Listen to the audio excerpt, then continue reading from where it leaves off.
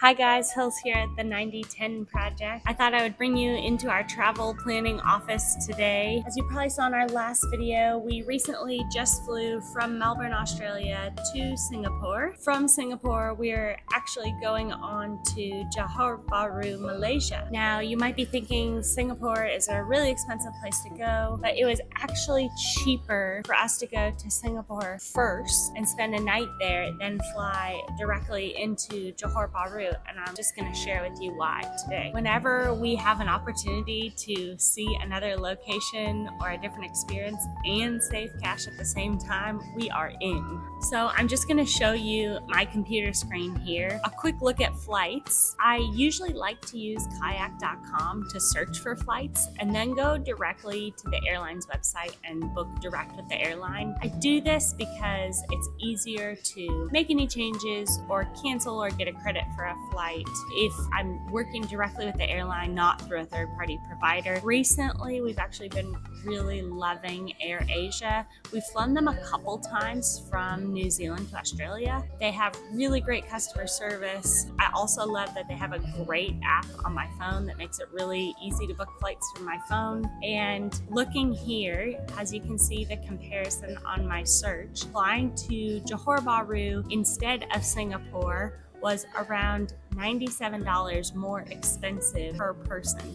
That's $194 more expensive for the two of us to fly directly from Melbourne, Australia to Johor Bahru, opposed to stopping in Singapore first. Now, yes, we did have to book a one-night hotel stay in Singapore, but we ended up booking this with credit card rewards. So we actually didn't spend anything extra on this. Whenever your loyalty hotel program or credit card gives you a free night stay or a free night reward, we highly recommend you use it in the most expensive location you're visiting to get the most value out of it. Since Asia has great value on accommodation, Singapore was going to be a more expensive destination for us, so we used our free night reward there. If we didn't have that free room night reward, we would have spent around $130 cash to stay where we did. But remember, we're living on the road. We have to sleep somewhere anyways, so this totally made sense to us. I will also mention that we had to get both a bus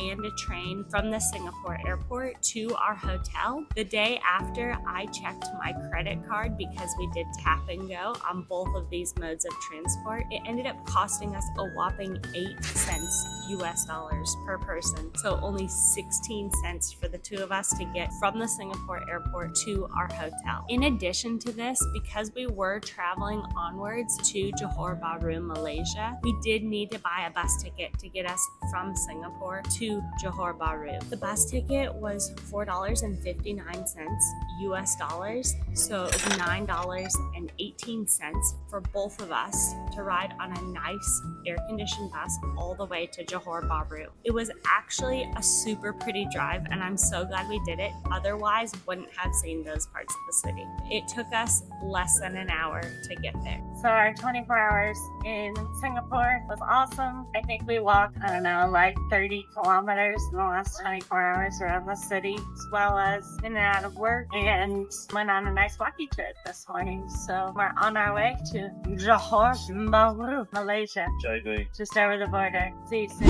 Now the bus actually drops you off at the Johor Bahru border crossing. You go into an airport-like terminal. You talk to the immigration officer, get the all clear, and go out to the other side where the bus, the same bus you just got off, then picks you up, takes you into the city center. You walk back into a terminal-like building, and that connects directly to the city center mall. So it was all super easy. Just a note, if you currently have a US or Australian passport, it is not required to get a visitor visa, and you can stay in Malaysia for up to 90 days. One thing we did need to do when we got to the immigration terminal was fill out a mandatory Malaysia digital arrival card. They call it an MDAC. I would highly suggest making sure you have internet available on your phone for Malaysia before you get to the border crossing, because you're going to need it. Pull that up on your phone, or before you get there, you can even fill it out online, which we did not do.